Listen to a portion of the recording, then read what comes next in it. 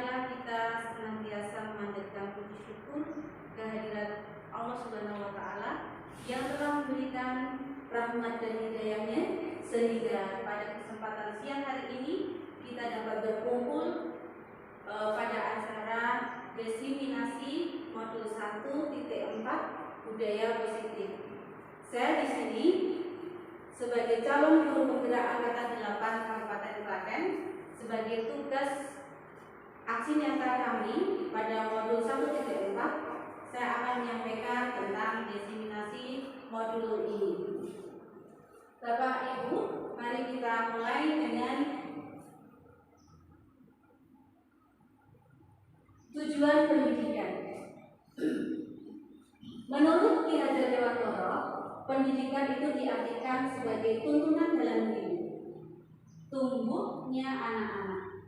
Jadi pendidikan adalah menuntun segala kodrat yang ada pada anak-anak agar mereka dapat mencapai keselamatan dan kebahagiaan yang setinggi-tingginya, baik sebagai manusia maupun sebagai anggota masyarakat. Oleh sebab itu, pendidikan hanya dapat menuntun tumbuh atau hidupnya kekuatan kodrat yang ada pada anak-anak agar dapat memperbaiki lakunya, bukan dasarnya hidup dan tumbuhnya kekuatan kodrat pada anak. Jadi teori yang selama ini ada bahwa anak diibaratkan oleh kertas kosong itu kurang betul.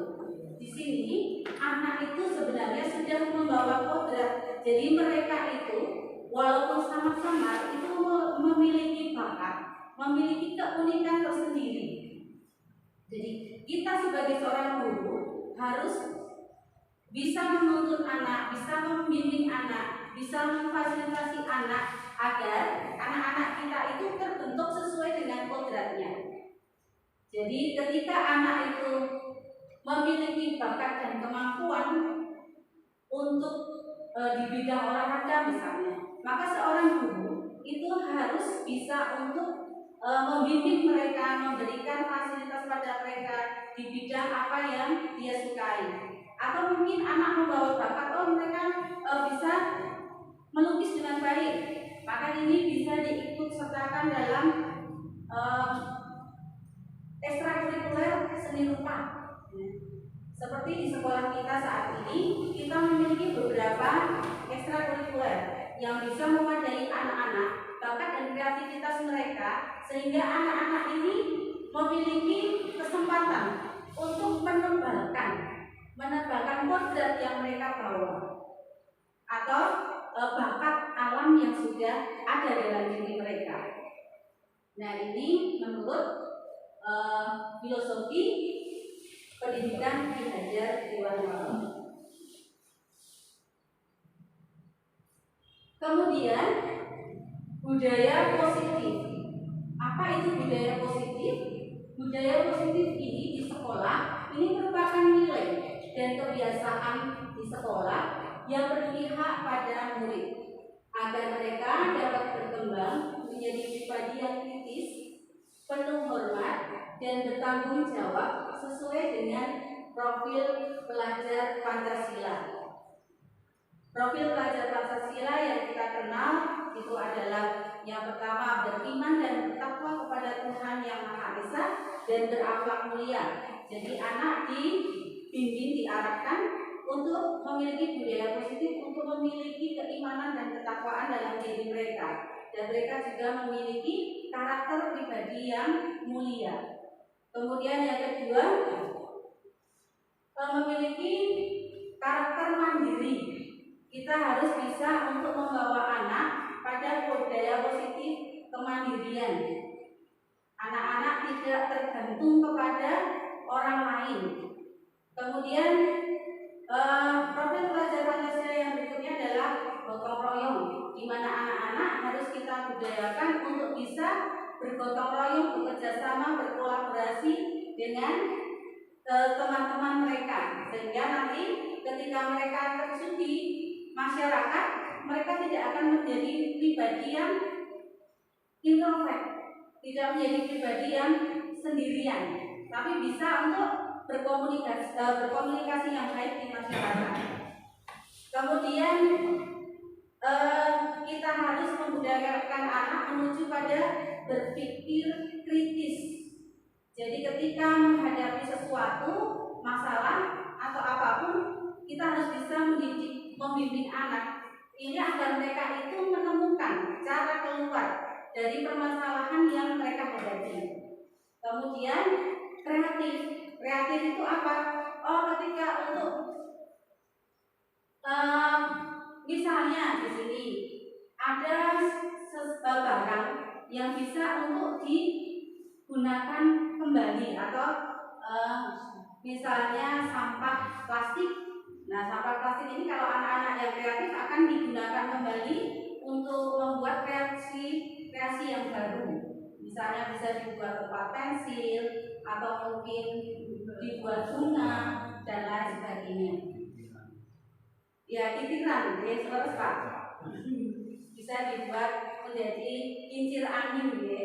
Dan ini bisa untuk menjadi media pembelajaran untuk anak-anak. Kemudian yang terakhir apa ya? Profil pelajar Pancasila. Oh ya, berkebinekaan global. Berkebinekaan global ini anak-anak itu kan hidup tidak hanya dengan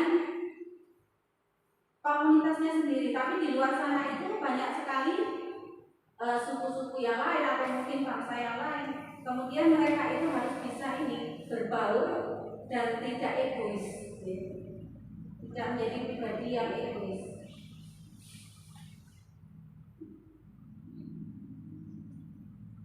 Nah, di sini budaya positif di sekolah merupakan pembentukan karakter bagi peserta didik yang nantinya menjadi pembiasaan positif bagi peserta didik. Nah, di sini untuk yang sudah kita lakukan pada pembelajaran kita di awal tahun ini, kita akan membudayakan senyum, salam sapa, sopan dan santun. Kemudian pembiasaan yang berikutnya adalah membuang sampah pada tempatnya, berdoa ketika mulai pembelajaran atau melakukan kegiatan toleransi, bertanggung jawab, menjaga kelestarian lingkungan sekolah, kemudian sopan santun, disiplin terhadap peraturan dan tata tertib di sekolah.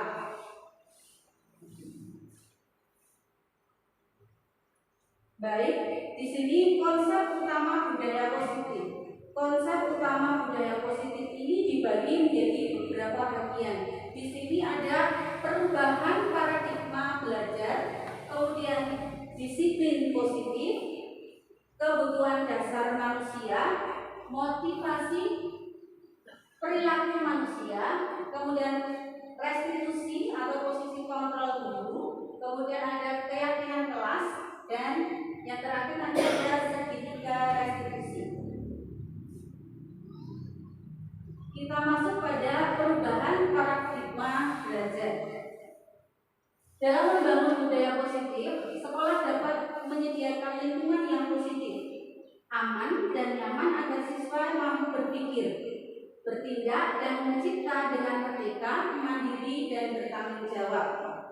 Kemudian disiplin sangat berkaitan dengan kontrol guru terhadap siswa. Jadi disiplin ini sangat berkaitan dengan kontrol guru terhadap siswa. Biasanya kita itu terhadap siswa bagaimana untuk mendisiplinkan siswa. Kalau yang sudah yang kita lakukan, ya biasanya kita menjadi guru yang bagaimana.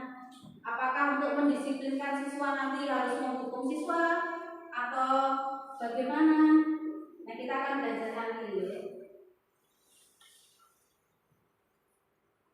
Nah, sekarang di sini ada sebuah permainan Bapak Ibu. Di sini adalah cobalah buka. Nah, ini saya bisa dicoba Bapak Ibu. Minta tolong untuk yang teman di sampingnya atau di belakangnya bisa untuk ini. Anda adalah A. Tugas Anda adalah mengepalkan salah satu tangan Anda. Cobalah Anda bayangkan bahwa Anda menyimpan sesuatu yang sangat berharga. Jadi dikepalkan seperti ini. Di dalam kepalan tangan Anda ini, Anda perlu menjaga benda tersebut sekuat tenaga. Karena dengan begitu Anda itu beranggapan bahwa yang Anda jaga itu sangat penting sekali untuk kehidupan Anda. Nah, tugas rekan Anda B adalah mencoba dengan segala cara untuk membuka kepala tangan Anda.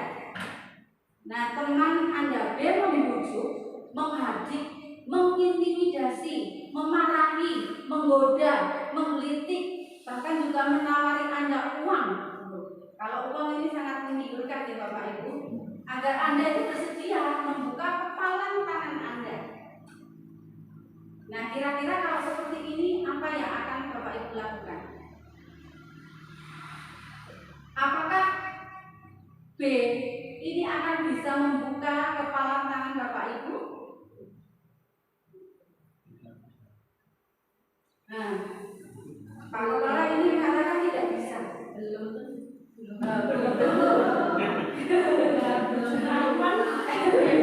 Mungkin bisa.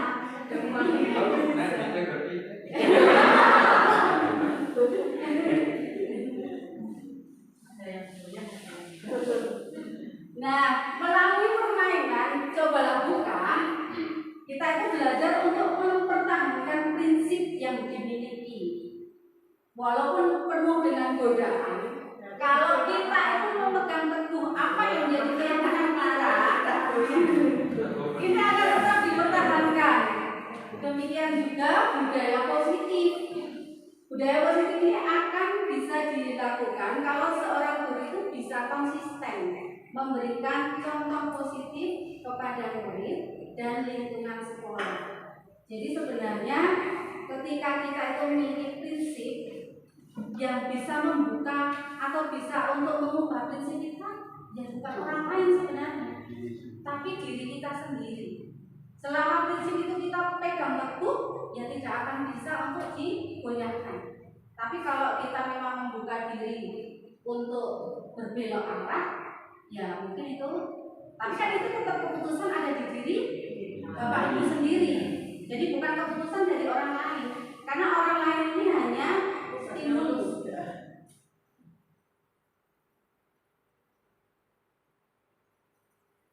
Nah, di sini paradigma perubahan belajar. Ini dari Dr. William Glasser dan Choice Theory.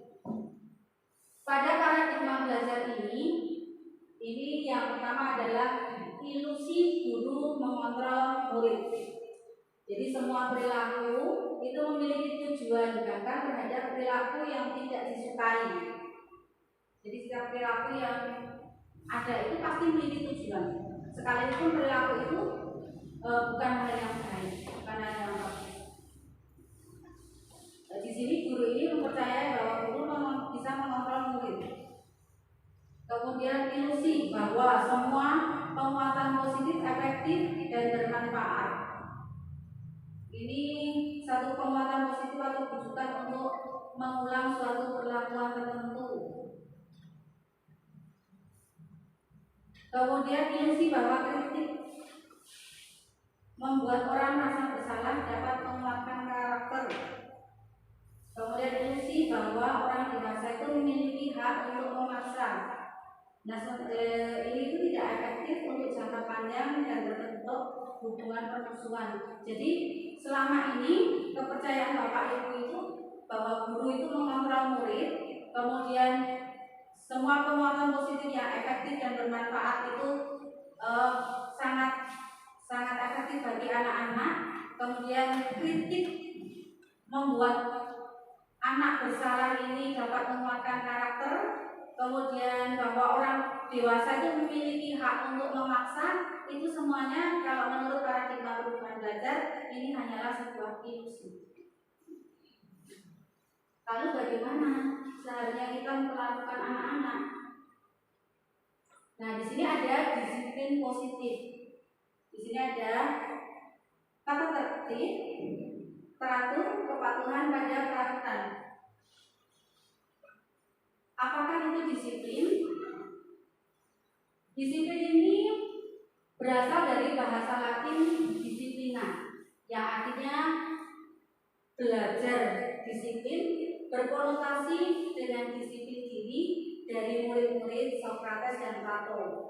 Disiplin diri membuat orang menggali potensinya menuju sebuah tujuan apa yang dia hargai. Dalam budaya kita, makna kata disiplin telah berubah menjadi sesuatu yang dilakukan seorang pada orang lain untuk mendapatkan kepatuhan. Kecenderungan umum menghubungkan kata disiplin dengan ketidaknyamanan. Jadi kalau mendisiplinkan itu biasanya membuat ketidaknyamanan, karena anak-anak biasanya kalau disiplinkan akan merasa tidak nyaman. Nah, kalau tidak nyaman itu apa ya? Diumbar balik. Nah, kita lihat di sini. Disiplin adalah kemampuan untuk memerintah diri sendiri dalam mengontrol dan menguasai diri untuk memilih tindakan yang mengacu pada nilai-nilai yang kita hargai dengan penuh tanggung jawab tanpa terperintah orang lain. Kemudian nilai-nilai yang kita hargai adalah nilai kebajikan, sifat positif manusia yang merupakan tujuan mulia yang ingin dicapai setiap individu, yaitu nilai-nilai dalam profil pelajar Pancasila. Nah, sebelum kita ke kebutuhan dasar manusia, tadi berarti disiplin itu di dalam pembelajaran kita kali ini adalah bagaimana cara mendisiplinkan anak, tetapi membuat anak itu merasa tidak diperintah, tidak ditekan. Inginnya kita menuju ke sana. Kemudian kita akan belajar tentang kebutuhan dasar manusia. Nah, realitas kebutuhan setiap orang itu berbeda. Kita harus bisa memahami pandangan orang lain tentang dunia ini. Setiap orang memiliki gambaran yang berbeda. Di sini kebutuhan dasar manusia itu ada 5. Yang pertama adalah penguasaan. Yang penguasaan itu adalah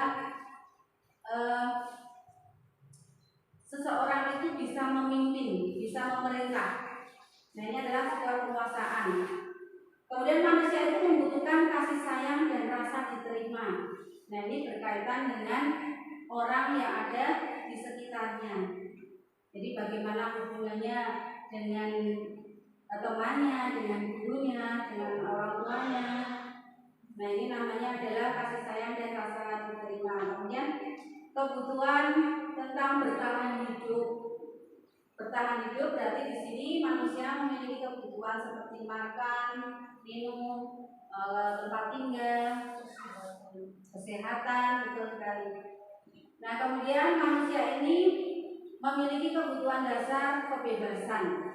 Jadi mereka memiliki keinginan untuk bebas dalam mengeluarkan pikiran, pendapat, bereksplorasi.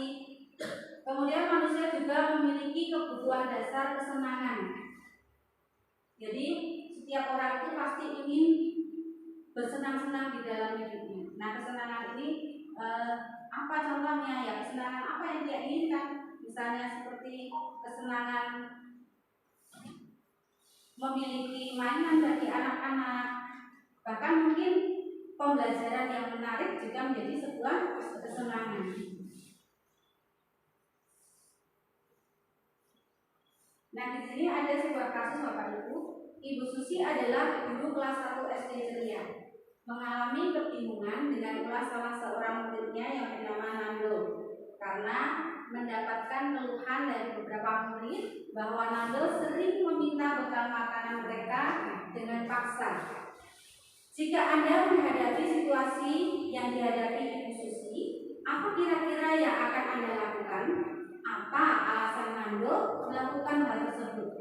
Kita kaitkan dengan kebutuhan dasar manusia tadi. Apa yang sebenarnya diinginkan oleh Nando? Kebutuhan yang dasar seperti apa? Makanan. Ya, bertahan hidup, kasih sayang, kebebasan. Oke. Dalam konteks penerapan disiplin positif, maka seorang guru harus mencari tahu apa alasan yang mendasari perilaku tersebut untuk mengetahui kebutuhan dasar apa yang sebenarnya sedang mencoba dipenuhi oleh Nando. Jadi ketika anak berbuat baik, seorang guru jangan terus menjustis anak ini buruk, anak ini tidak baik, tetapi harus dicari dulu alasannya itu apa, kenapa dia melakukan hal seperti itu, kenapa dia harus merebut makanan dari temannya. Oh, mungkin karena lapar, karena tidak dibekali orang tuanya, bisa jadi seperti itu.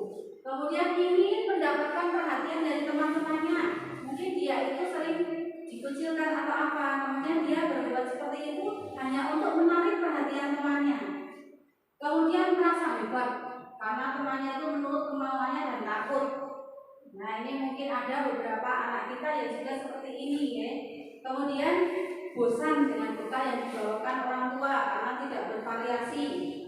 Bisa juga iseng karena senang sekali menikmati ekspresi wajah kesal dari temannya. Nah, ini ada kesenangan tapi kok tidak bagus ini karena suka iseng ya.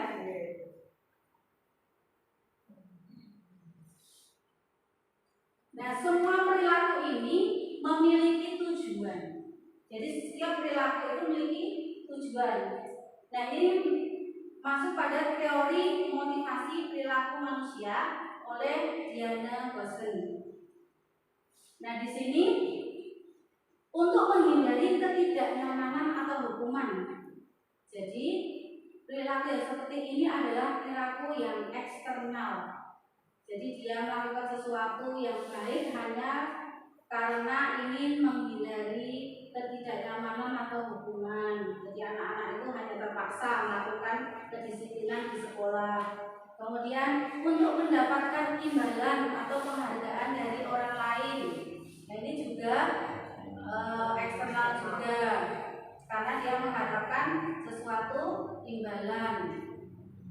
Kemudian, nah ini disiplin yang ingin kita capai itu adalah untuk menjadi orang yang mereka inginkan dan menghargai diri sendiri dengan nilai-nilai yang mereka percaya. Nah, ini adalah disiplin yang dari internal diri siswa itu sendiri.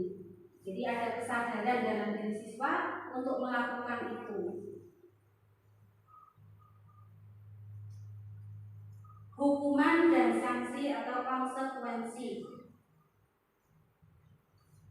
Di sini ada sebuah kasus lagi, yaitu Ruri kurang menguasai pelajaran matematika, sehingga pada saat pelajaran tersebut berlangsung, dia lebih banyak terdiam diri atau menggambar di buku pelajarannya. Pada saat guru matematikanya Pak Seno menanyakan pertanyaan, Ruri menjadi gugup dan tidak sengaja menjatuhkan tasnya dari kursi, serta tiba-tiba menjadi gagap pada saat berupaya menjawab.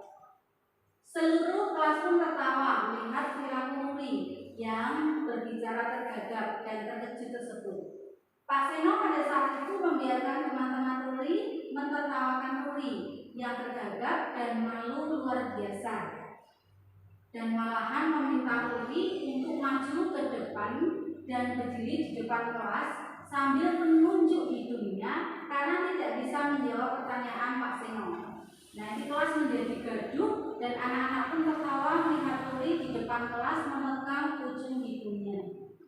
Nah, kalau seperti ini nanti kira-kira bagaimana Bapak Ibu? Apakah mendisiplinkan siswa yang seperti ini memiliki efek yang baik untuk anak-anak? Nah, apa yang dilakukan oleh Pak Seno ini, apakah ini sebuah sanksi atau hukuman? Hukuman, ya. Ini adalah sebuah hukuman. Nah, kita akan masuk pada beberapa hukuman atau konsekuensi. Nah, ini nanti akan masuk pada hukuman atau konsekuensi, ya.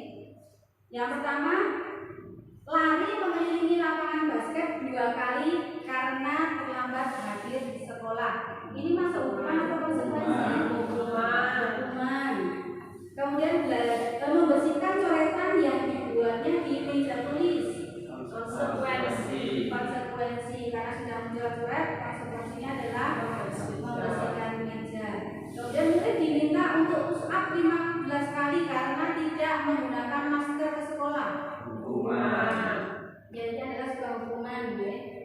Kemudian menggantikan kertas tugas teman yang telah dicoret-coret. Konsekuensi. Berjemur di lapangan pukul 12 akibat ngobrol saat pelajaran. Hukuman. Murid diminta bertelanjang kaki karena mengenakan sepatu yang warnanya tidak sesuai dengan peraturan.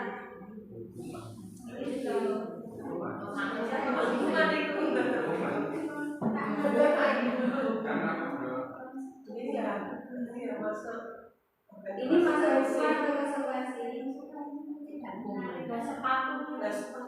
atau konsekuensi? Konsekuensi. Oh, ini adalah sebuah Konsekuensi. Nah, ini karena apa? Oh, karena dia tidak memakai sepatu.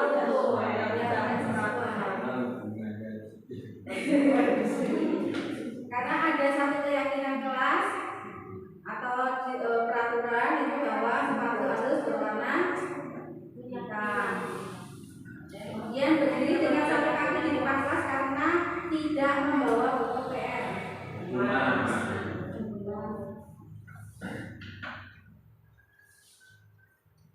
Restitusi dan posisi kontrol guru. Nah, biasanya di sekolah guru itu memiliki posisi kontrol sebagai yang di depan ini, yaitu sebagai penghukum, sebagai pembuat rasa bersalah, sebagai pemantau, sebagai penang, sebagai manajer. Nah, kita kira-kira sudah ada di posisi mana ya Bapak Ibu?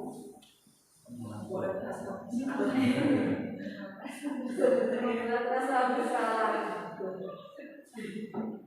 Kalau saya biasanya ada di posisi teman, bisa teman, bisa juga pemantau. Tapi saya memang belum sampai ke tahap manajer. Saya baru ada di posisi teman dan pemantau.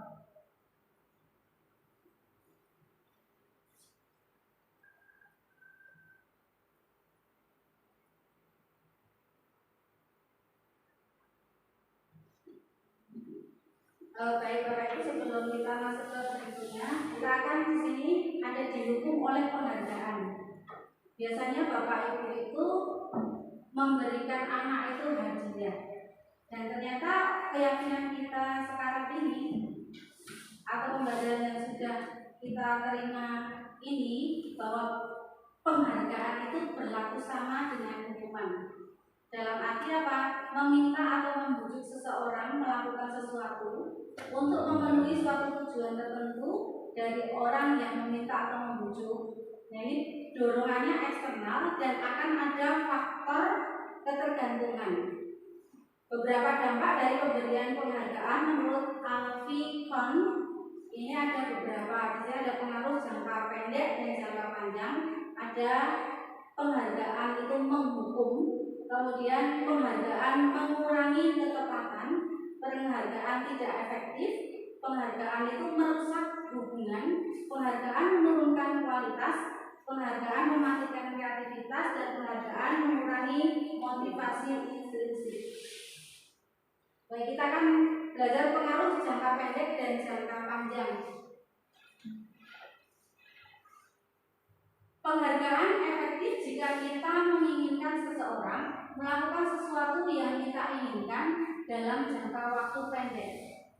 Jika kita itu menggunakan penghargaan lagi dan lagi, maka orang tersebut akan bergantung pada penghargaan yang diberikan serta kehilangan motivasi dari dalam. Kemudian jika kita itu mendapatkan penghargaan untuk melakukan sesuatu yang baik, maka selain kita senantiasa berharap mendapatkan penghargaan tersebut lagi, kita pun menjadi tidak menyadari tindakan baik yang kita lakukan. Jadi tidak semua hal pada diri anak-anak itu harus diberikan penghargaan sesuatu yang seperti diberikan terus-menerus hadiah atau apa untuk merangsang anak melakukan biar bajunya makin rajin. Nah, kalau itu dilakukan terus-menerus, ini justru akan memberikan ketergantungan pada diri anak. Kalau tidak diberi, itu ya tidak akan semangat belajarnya. Jadi memang kita dituntut untuk bisa membuat anak itu menyadari apa yang seharusnya dia lakukan itu sadar dari dalam dirinya sendiri, bukan faktor dari eksternal. Kemudian penghargaan ini tidak efektif. Suatu penghargaan adalah suatu benda atau peristiwa yang diinginkan, yang dibuat dengan persyaratan. Hanya jika Anda melakukan hal ini, maka Anda akan mendapatkan penghargaan yang diinginkan. Kalau jika saya mengharapkan suatu penghargaan dan tidak mendapatkannya, maka saya akan kecewa dan berkecil hati, serta kemungkinan lain saya tidak akan berusaha sekeras sebelumnya. Jadi tergantung pada penghargaan ini, ya. Kemudian jika kita memberikan suatu penghargaan, jika memberikan seseorang suatu penghargaan untuk melakukan sesuatu, maka kita harus terus-menerus memberikan penghargaan itu. Jika kita ingin orang tersebut meneruskan perilaku yang kita inginkan. Kemudian orang yang berusaha, misalnya di sini orang yang berusaha berhenti merokok atau orang yang berusaha diet, menguruskan badan, bila diberikan penghargaan hampir pasti tidak berhasil. Jadi diibaratkan seperti itu, Bapak Ibu. Kebanyakan orang bila disuruh untuk berhenti merokok karena satu iming-iming, ya dia nggak akan pernah bisa berhenti. Kecuali orang tersebut sadar dari dalam dirinya untuk menghentikan itu. Jadi obatnya adalah dari dalam dirinya sendiri, kesadaran dirinya. Kemudian penghargaan ini merusak hubungan. Ketika seorang diberi penghargaan atau dipuji di depan orang banyak, maka yang lain akan merasa iri, dan sebagian dari mereka akan tidak menyukai orang yang diberikan penghargaan tersebut. Jika seorang guru sering memberikan penghargaan kepada murid-muridnya, besar kemungkinan murid-muridnya termotivasi hanya untuk menyenangkan gurunya. Mereka tidak akan bersikap jujur kepada guru tersebut. Kemudian penghargaan ini menciptakan persaingan di dalam kelas, dan persaingan menciptakan kecemasan. Kemudian mereka yang percaya bahwa mereka tidak memiliki kesempatan untuk mendapatkan penghargaan akan berhenti mencoba. Nah, ini akan sangat fatal bagi anak-anak kita. Kemudian penghargaan mengurangi ketepatan. Di sini riset pertama. Dalam sebuah percobaan, sekelompok anak laki-laki berusia sekitar 9 tahun diminta untuk melihat gambar-gambar wajah yang ditampilkan di layar, dan mereka harus memberitahukan jika wajah-wajah tersebut sama atau berbeda. Gambar-gambar tersebut hampir sama. Beberapa dari mereka diberi penghargaan dalam bentuk uang pada saat mereka memberikan jawaban benar, sementara yang sebagian yang lain tidak. Kemudian hasilnya, anak laki-laki yang dibayar membuat lebih banyak kesalahan. Kemudian riset yang kedua, anak-anak diminta mengingat kata-kata tertentu. Kemudian mereka diminta mengambil kartu yang berisi kata-kata yang diingat tersebut setiap kali muncul. Beberapa anak diberikan permen setiap mereka memberikan jawaban yang benar, dan sebagian yang lain hanya diberitahu saja bila jawaban mereka benar. Hasilnya, anak-anak yang mendapatkan permen jawabannya banyak yang tidak tepat dibandingkan dengan anak-anak yang hanya diberitahu jawabannya benar. Kemudian penghargaan menurunkan kualitas. Dari pengamatan yang dilakukan pada sekelompok mahasiswa atau siswa yang sedang kerja praktik di sebuah surat kabar universitas, saat itu mereka sedang belajar menuliskan sebuah artikel tentang sebuah judul berita utama. Seiring waktu, mahasiswa-mahasiswi tersebut semakin mampu bekerja dengan cepat. Kemudian ada beberapa mahasiswa-mahasiswi yang dibayar untuk setiap judul berita utama yang mereka mampu hasilkan. Dan setelah beberapa lama, mahasiswa-mahasiswi yang dibayar ini hasil kinerjanya berhenti berkembang. Mereka yang tidak menerima bayaran terus berupaya mengasah diri menjadi lebih baik. Jadi ketika satu penghargaan itu dihentikan, ini biasanya juga akan menghentikan semangat dalam diri anak. Kemudian penghargaan mematikan kreativitas. Murid-murid yang diminta berpikir mengenai hadiah atau penghargaan yang bisa mereka dapatkan bila berhasil menulis sebuah puisi. Kreativitas kelompok murid-murid ini menjadi berkurang dibandingkan dengan yang tidak diberitahukan tentang hadiah yang bisa mereka terima. Kemudian penelitian menunjukkan bahwa pekerjaan seni atau sebuah penulisan cerita menjadi kurang kreatif bila dijanjikan sebuah hadiah atau penghargaan.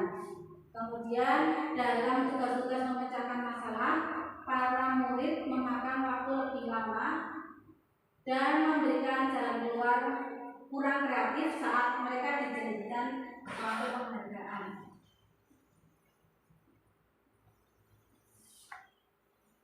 Nah, yang ini penghargaan itu menghukum.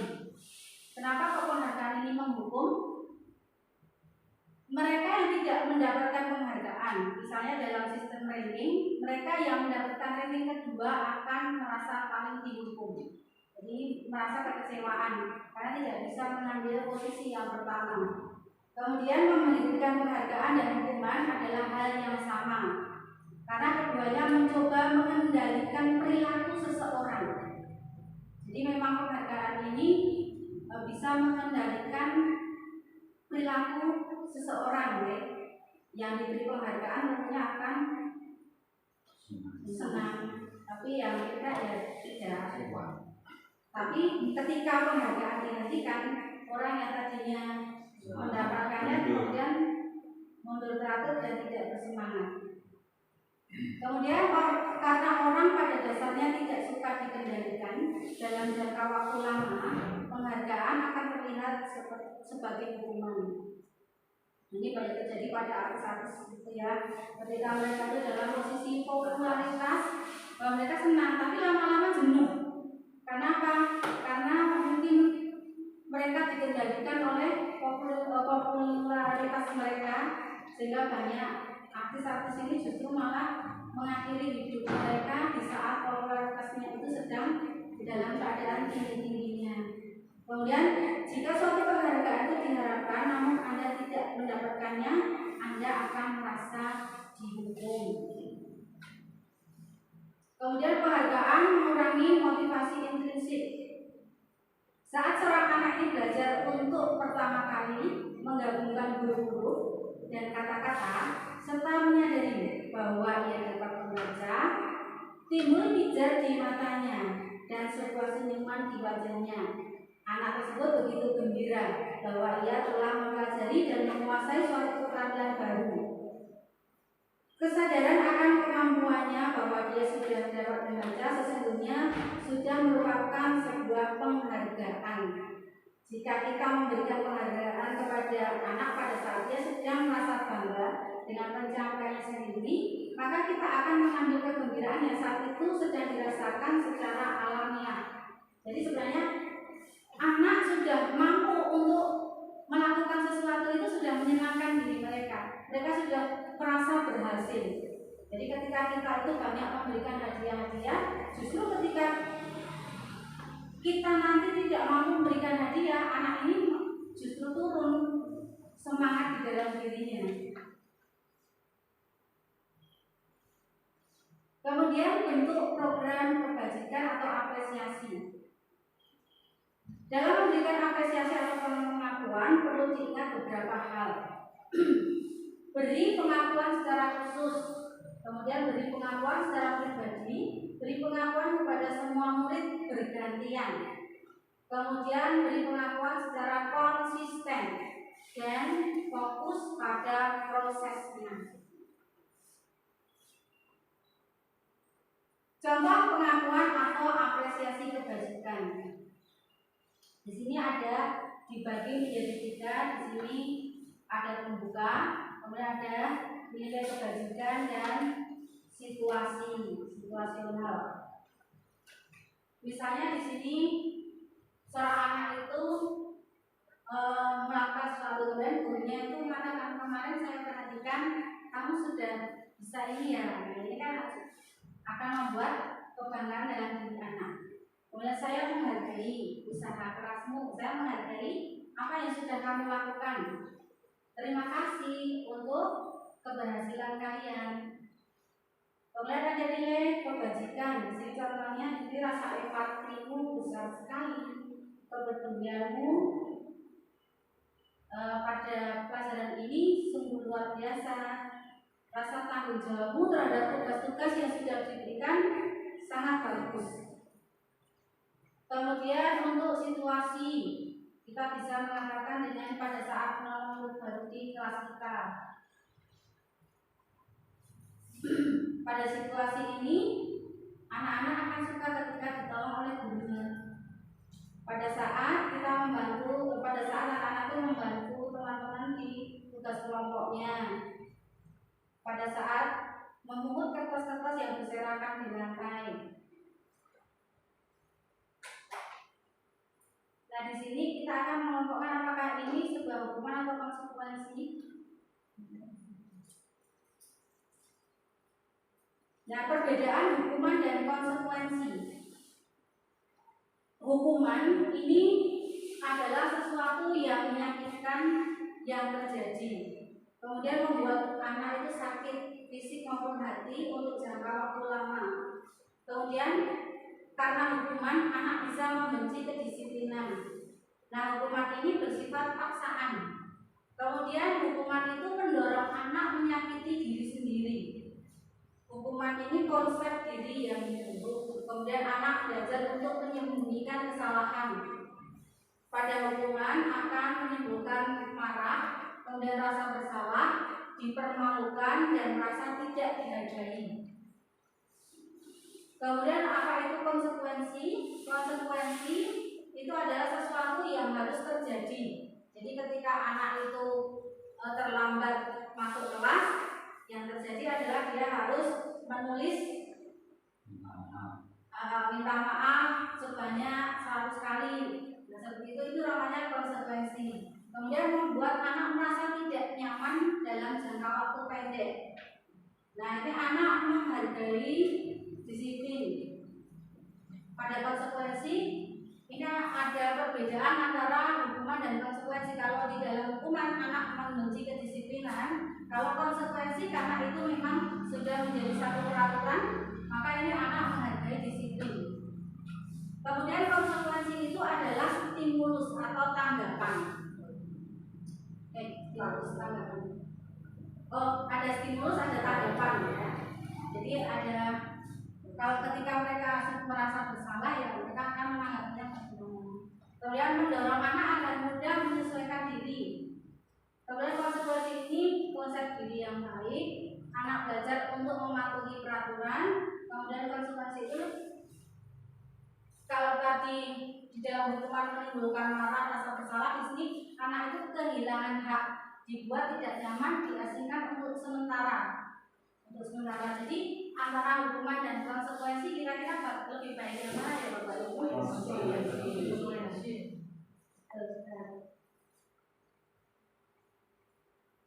Kemudian di sini restitusi. Restitusi ini adalah proses menciptakan kondisi bagi murid untuk memperbaiki kesalahan mereka, sehingga mereka bisa kembali pada kelompok mereka dengan karakter yang lebih kuat. Kemudian restitusi juga merupakan proses kolaboratif yang mengajarkan murid untuk mencari solusi untuk masalah mereka dan membantu murid berpikir tentang orang seperti apa yang mereka ingin menjadi tujuan mulia dan bagaimana mereka harus memperlakukan orang lain. Ini adalah pendapat dari Gosen.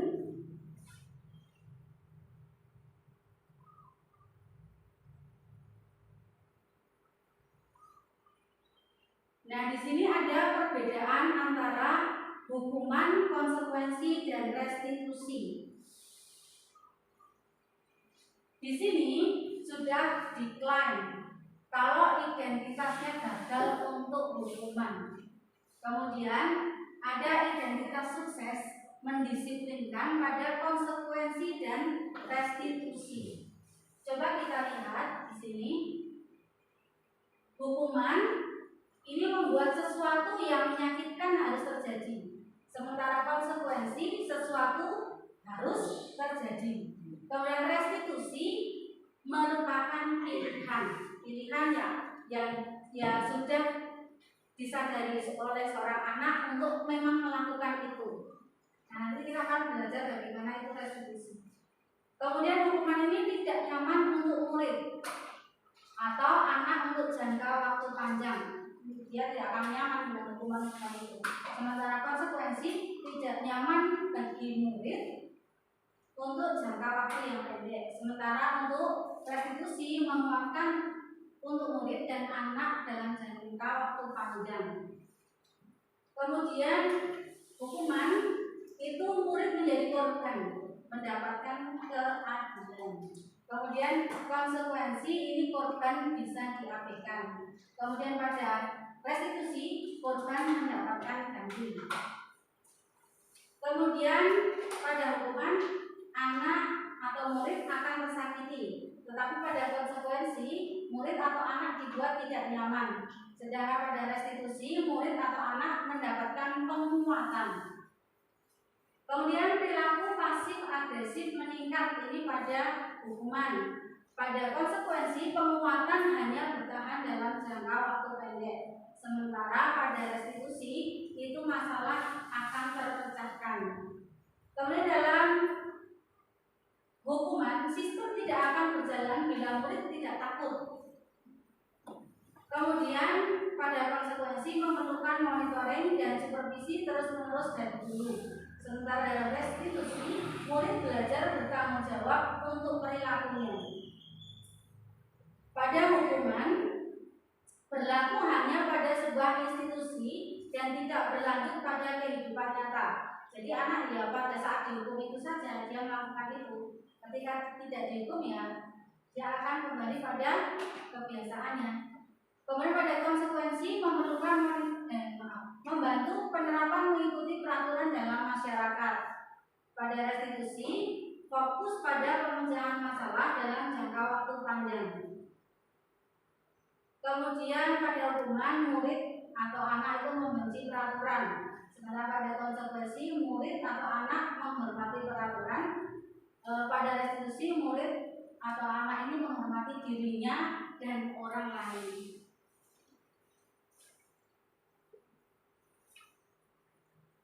Restitusi bukan untuk menebus kesalahan, namun untuk belajar dari kesalahan. Dalam restitusi, ketika murid berbuat salah, guru tidak mengarahkan untuk menebus kesalahannya dengan membayar sejumlah uang, memperbaiki kerugian yang timbul, atau sekedar meminta maaf. Jadi ini tidak dilakukan di dalam restitusi, ya. Karena kalau fokusnya ke sana, maka murid yang berbuat salah akan fokus pada tindakan untuk menebus kesalahan dan menghindari ketidaknyamanan yang bersifat eksternal, bukannya pada upaya perbaikan diri yang lebih bersifat internal. Biasanya setelah menebus kesalahan, orang yang berbuat salah akan merasa sudah selesai dengan situasi itu, sehingga merasa lega dan seolah-olah kesalahan tidak pernah terjadi. Nah, restitusi sebenarnya juga meliputi usaha untuk menebus kesalahan, tetapi sebaiknya merupakan inisiatif dari murid yang melakukan kesalahan. Proses pemulihan akan terjadi bila rasa penyesalannya. Proses pemulihan akan terjadi bila ada keinginan dari murid yang berbuat salah untuk melakukan sesuatu yang menunjukkan rasa penyesalannya. Fokusnya tidak hanya pada mengurangi kerugian pada korban, tapi juga bagaimana menjadi orang yang lebih baik dan melakukan hal baik pada orang lain dengan kebaikan yang ada dalam diri kita. Nah, ketika murid belajar dari kesalahan untuk menjadi lebih baik untuk masa depan, mereka akan mendapatkan pelajaran yang mereka bisa pakai terus-menerus di masa depan untuk menjadi orang yang lebih baik. Kemudian manfaat restitusi ini adalah untuk memperbaiki hubungan. Ketika restitusi ini dilakukan, restitusi adalah tentang memperbaiki hubungan dan memperkuatnya. Restitusi juga membantu murid-murid dalam hal mereka ingin menjadi orang seperti apa dan bagaimana mereka ingin diperlakukan. Nah, restitusi adalah proses refleksi dan pemulihan, proses ini menciptakan kondisi yang aman bagi murid untuk menjadi jujur pada diri mereka sendiri dan mengevaluasi pada dampak dari tindakan mereka pada orang lain. Ketika proses pemulihan dan evaluasi diri telah selesai, mereka bisa mulai berpikir tentang apa yang bisa dilakukan untuk menebus kesalahan mereka pada orang yang menjadi korban. Kemudian restitusi adalah tawaran, bukan paksaan. Nah, restitusi yang dipaksa bukanlah restitusi yang sebenarnya, tapi konsekuensi bila guru memaksa proses restitusi, maka murid akan bertanya, apa yang akan terjadi kalau saya tidak melakukannya? Kemudian misal mereka sebenarnya tidak suka konsekuensi yang guru sarankan, mereka mungkin akan setuju dan akan melakukannya. Tapi karena mereka menghindari ketidaknyamanan atau menghindari kehilangan kebebasan atau diasingkan dari kelompok, mereka akan percaya kalau mereka menyakiti orang maka mereka juga tersakiti. Maka mereka berpikir itu impas. Seorang anak yang memukul temannya akan mengatakan, kamu boleh pukul aku balik, biar impas. Memaksa melakukan restitusi bertentangan dengan perkembangan moral, yaitu kebebasan untuk membuat pilihan. Oleh karena itu penting bagi guru untuk menciptakan kondisi yang membuat murid bersedia menyelesaikan masalah dan berbuat lebih baik lagi dengan berkata, tidak apa-apa kok, berbuat salah itu manusiawi. Semua orang itu pasti pernah berbuat salah. Pembicaraan ini bersifat tawaran, bukan paksaan, bukan mengatakan kamu harus lakukan ini, kalau tidak maka apa?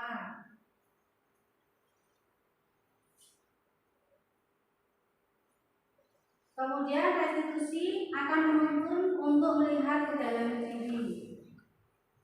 Dalam proses restitusi kita akan melihat adanya ketidakselarasan antara tindakan murid yang berbuat salah dan keyakinan mereka tentang orang seperti apa yang mereka inginkan. Untuk membimbing proses pemulihan diri, guru bisa bertanya pada mereka, kamu ingin menjadi orang seperti apa? Kemudian kamu akan terlihat, terdengar, dan rasa seperti apa kalau kamu sudah menjadi orang yang seperti itu? Apa yang kamu percaya tentang bagaimana orang memperlakukan orang lain? Bagaimana kamu mau diperlakukan kalau kamu berbuat salah? Kemudian apa nilai yang diajarkan di keluargamu tentang hal ini? Apakah kamu memegang nilai ini? Kalau tidak, lalu apa yang kamu percaya?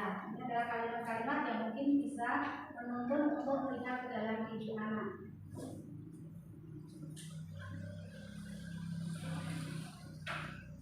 Restitusi mencari kebutuhan dasar yang mendasari tindakan. Untuk berpindah dari evaluasi diri ke restitusi diri, penting bagi murid untuk memahami dampak dari tindakannya pada orang lain. Kalau murid paham bahwa setiap orang memiliki kebutuhan dasar untuk dipenuhi, hal ini akan sangat membantu. Sehingga ketika murid melakukan kesalahan, mereka akan menyadari kebutuhan apa yang sedang mereka coba penuhi. Demikian juga kebutuhan orang lain. Untuk membantu murid mengenali kebutuhan dasarnya, guru bisa meminta mereka mengenali perasaan mereka. Perasaan sedih dan kesepian menunjukkan adanya kebutuhan cinta dan kasih sayang yang tidak terpenuhi. Kemudian perasaan dipaksa atau terlalu banyak beban menunjukkan kurangnya kebutuhan akan kebebasan. Perasaan takut akan kelelahan, kelaparan menunjukkan pada kita kalau kita merasa tidak aman. Kemudian perasaan bosan menunjukkan kurang terpenuhinya kebutuhan akan kesenangan. Kemudian restitusi diri adalah cara yang paling baik. Kenapa? Karena dalam restitusi diri, murid belajar untuk mengubah kebiasaan dari kecenderungan untuk mengomentari orang lain menjadi mengomentari diri sendiri. Dr. William Glasser menyatakan orang yang bahagia akan mengevaluasi diri sendiri. Orang yang tidak bahagia akan mengevaluasi orang lain.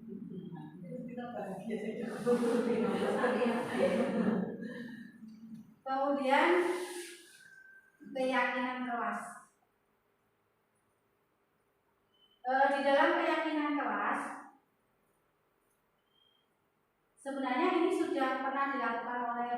berlaku. Tetapi kalau dulu itu namanya bukan keyakinan kelas, tapi biasanya adalah kesepakatan kelas. Nanti ada beberapa perbedaan antara keyakinan kelas dan kesepakatan kelas.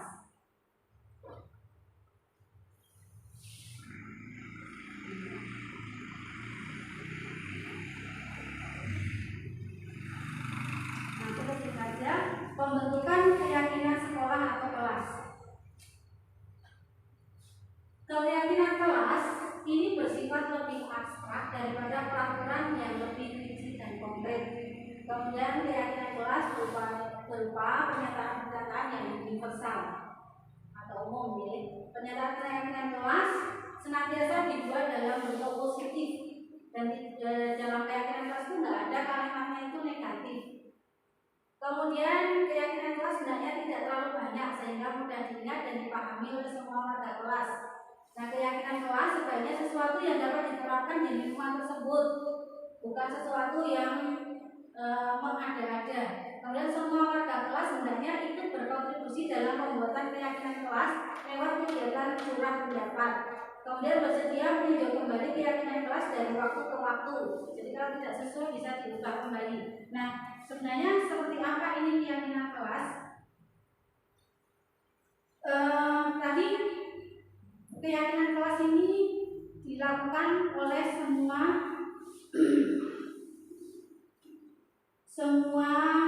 warga kelas.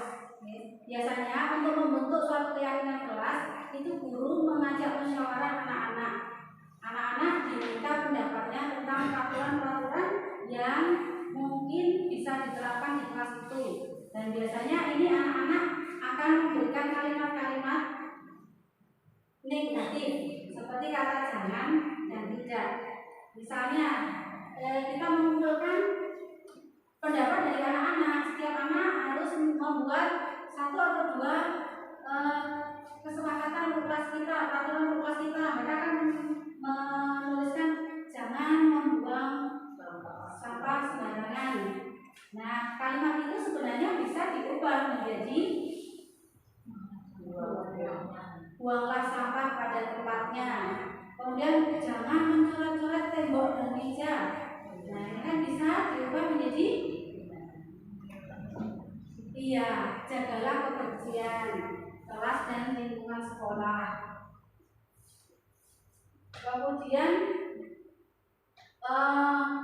dari peraturan-peraturan yang dikumpulkan tadi bisa dikumpulkan kembali menjadi satu keyakinan. Kalau misalnya itu menjaga kebersihan, berarti masuk pada keyakinan kelas. Jagalah kebersihan kelas. Oh, ini keyakinan kelasnya adalah tentang kebersihan kelas. Seperti itu. Kemudian prosedur pembentukan keyakinan kelas. Nah, di sini ada beberapa prosedurnya. Yang pertama itu mempersilakan warga sekolah atau murid-murid di sekolah atau kelas untuk bercurah pendapat tentang peraturan yang perlu disepakati di sekolah atau kelas. Seperti yang saya katakan tadi, setiap murid itu membuat peraturan, kemudian mencatat semua masukan-masukan para murid atau warga sekolah di papan tulis atau di kertas besar, kertas ukuran poster, di mana semua anggota kelas atau warga sekolah bisa melihat hasil curah pendapat. Kemudian yang ketiga, menyusun keyakinan kelas sesuai prosedur pembentukan keyakinan sekolah atau kelas, dan pilih kalimat-kalimat dalam bentuk negatif menjadi positif. Seperti tadi, kalimat negatifnya jangan berlari di kelas atau koridor menjadi kalimat positifnya berjalanlah di kelas atau koridor. Kemudian di prosedur pembentukan keyakinan kelas ini, tinjau kembali daftar curah pendapat yang sudah dicatat. Anda mungkin akan mendapati bahwa peraturan yang tertulis di sana masih banyak yang berupa peraturan-peraturan. Selanjutnya, ajak warga sekolah atau murid-murid untuk menemukan nilai kebajikan atau keyakinan yang dituju dari peraturan tersebut. Contohnya, di sini berjalan di kelas, dengarkan guru, datang telah tepat waktu, berada di bahwa satu payung, yaitu keyakinan untuk saling menghormati. Kemudian tinjau ulang keyakinan sekolah atau kelas secara bersama-sama. Selanjutnya setelah beberapa peraturan telah disatukan menjadi beberapa keyakinan, maka jumlah butir pernyataan keyakinan akan berkurang. Sebaliknya keyakinan kelas tidak terlalu banyak, bisa berkisar antara 3 sampai 7 keyakinan. Nah, bila mana terlalu banyak, maka warga kelas akan sulit mengingatnya dan akibatnya sulit untuk menjalankannya.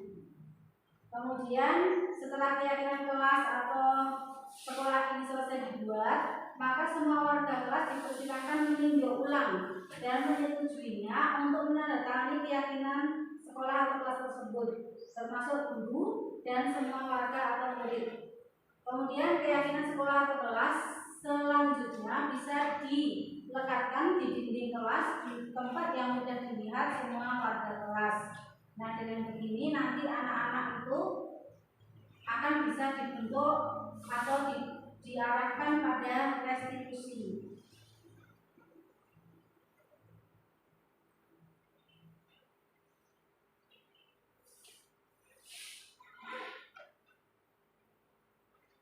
Nah, ini ada segitiga restitusi Bapak Ibu. Di segitiga restitusi ini ada 3 tahapan yang bisa dilakukan oleh seorang guru. Yang pertama adalah menstabilkan identitas, kemudian validasi tindakan yang salah, dan yang ketiga adalah menanyakan keyakinan. Jadi di sini untuk menstabilkan identitas.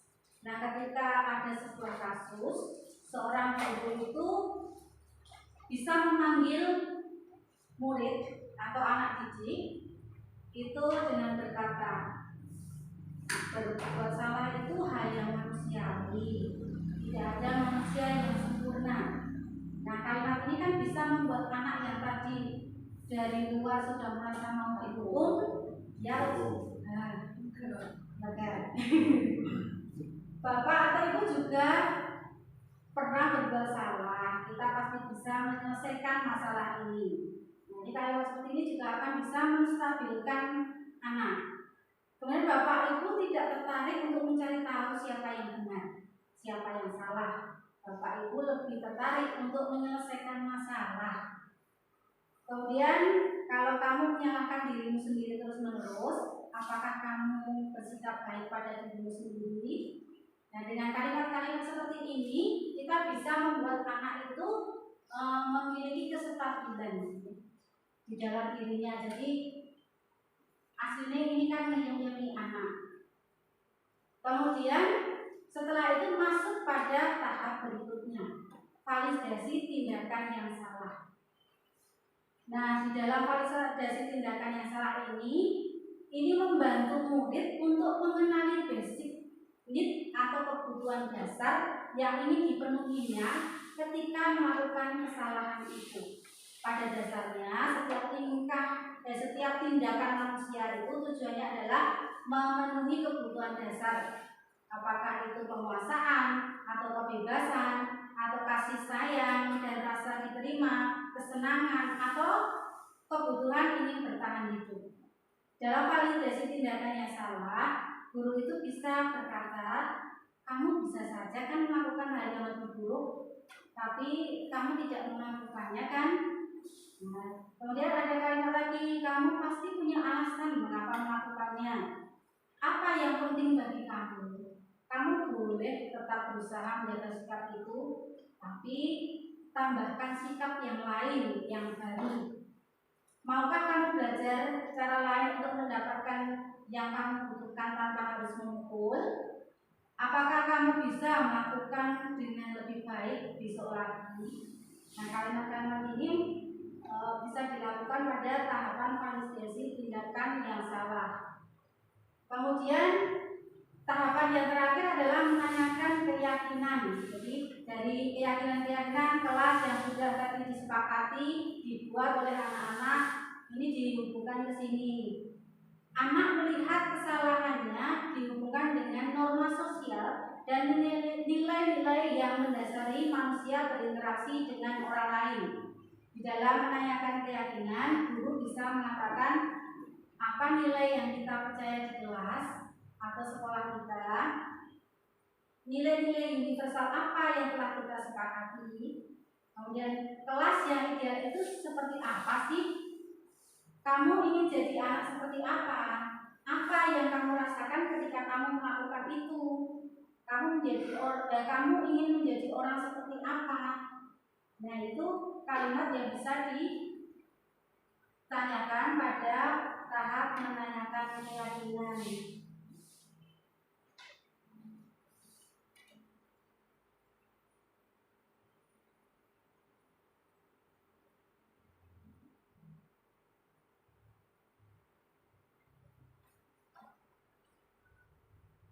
Nah, di sini ini adalah skenario segitiga restitusi yang pernah saya lakukan kemarin.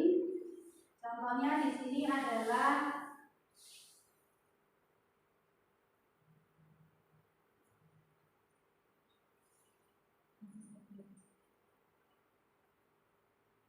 pada skenario segitiga restitusi. Di sini adalah ada kasus Hesti tidak mengikuti diskusi kelompok dan tertidur di kelas. Nah, di sini Selasa siang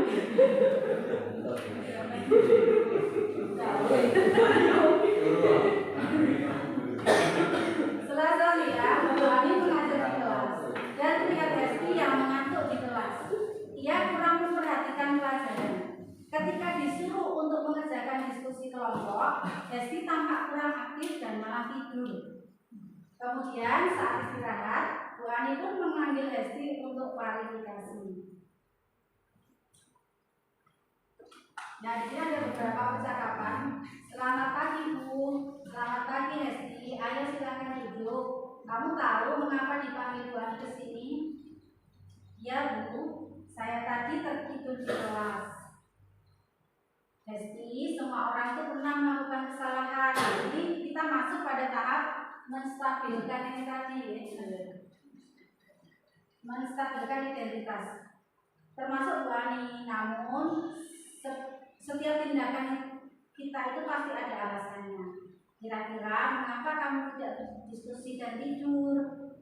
Kemudian di sini Hesti pun mulai masyarakat dan dia menceritakan apa penyebabnya.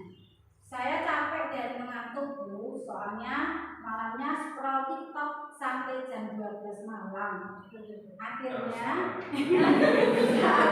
jadi ngantuk. Terus di sini kamu masih ingat keyakinan kelas kita? Masih Bu? Kamu masih ingat kira-kira yang kamu lakukan itu sudah sesuai dengan keyakinan kelas belum? Nah, di sini kita sudah masuk pada menanyakan kita masuk pada validasi tindakan yang salah. Oke.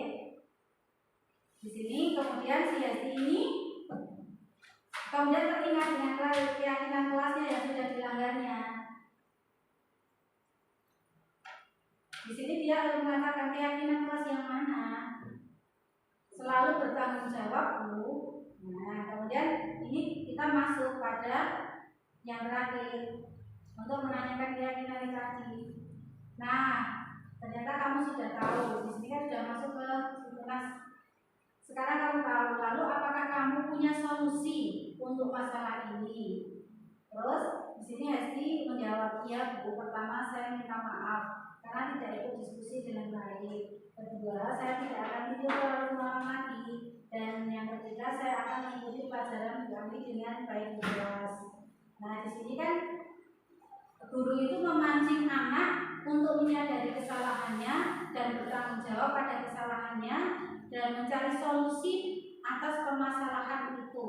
Jadi di sini guru itu menjadi fasilitator membimbing anak untuk menyelesaikan masalah tanpa masalah.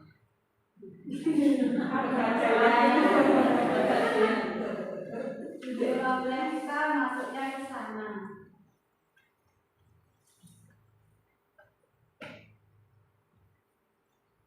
Nah, ini contoh kasus penyelesaian perselisihan restitusi. Sudah hampir semua slide saya sampaikan Bapak Ibu. Kiranya sekian apa yang bisa saya sampaikan. Jika ada kekurangan dan kekeliruan atau tutur kata saya yang kurang baik, saya mohon maaf. Terima kasih atas perhatiannya. Semoga ini bermanfaat untuk kita semua. Wassalamualaikum warahmatullahi wabarakatuh.